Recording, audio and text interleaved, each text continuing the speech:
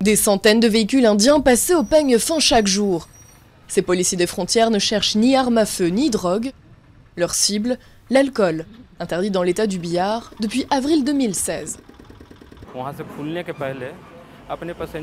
Certaines compagnies de bus avertissent leurs passagers de ne pas emporter d'alcool avant d'aller au Bihar. Elles ont même développé un système spécial d'étiquetage pour identifier les propriétaires des bagages par leur numéro de siège, pour savoir qui transporte quoi.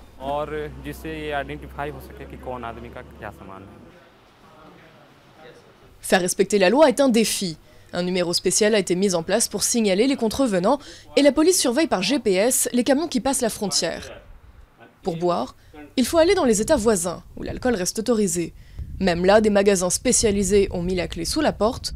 La prohibition totale n'est en vigueur que dans 2 autres États indiens, mais la mesure redevient populaire face à un alcoolisme répandu, surtout chez les plus pauvres. Le revenu était utilisé pour la consommation d'alcool. Maintenant, ils l'utilisent pour envoyer leurs enfants à l'école et pour le bien de la société. On sent que ça marche, parce que depuis la prohibition au Bihar, d'autres États ont aussi commencé à la considérer. Depuis la mise en place de l'interdiction, plus de 70 000 personnes ont été envoyées en prison pour des peines qui vont jusqu'à 5 ans. Les 2 premiers hommes à avoir été condamnés pour consommation illégale viennent de ce bidonville.